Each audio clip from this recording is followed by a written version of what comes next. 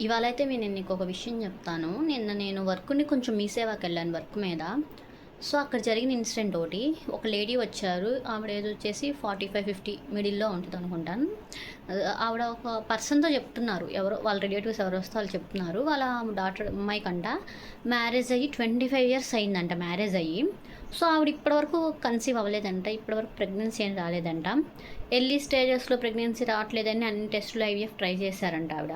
So, ఆవిడకి ఇప్పటివరకు ఈ ప్రెగ్నెన్సీ అనేది రాలేదంట. ఆవిడ ఎంత ట్రై చేసినా రాలేదంట. ఆఫ్టర్ 25 ఇయర్స్ తర్వాత ఆవిడకి ఇప్పుడు ప్రెగ్నెన్సీ వచ్చిందంట. అది కూడా న్యాచురల్‌గా వచ్చిందంట. ఆవిడ మ్యారేజ్ అయిన 25 ఇయర్స్ తర్వాత ప్రెగ్నెన్సీ వచ్చిందంట. సో, ఇప్పుడు ఆవిడకి అది హ్యాపీగా ఫీల్ అవ్వాలో, ఎలా ఫీల్ అవ్వాలో తెలియక ఉందంట. ఎందుకు అంటారు? ప్రెగ్నెన్సీ వస్తే మంచి విషయమే కదా! దాంట్లో ఏముంది బాధపడడానికి అంటారా? సో, ఇక్కడే ఉంది ట్విస్టు.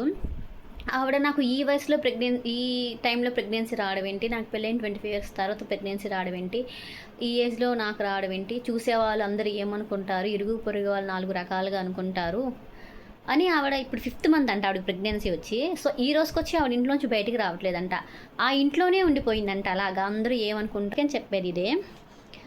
ఇరుగు పొరుగు వాళ్ళు ఎవరు ఏదైనా అనుకుంటే అనుకోని, రిలేటివ్స్ అయినా ఎవరైనా సరే, ఎవరైనా ఏమైనా అనుకోని, మనకు అనవసరం అది.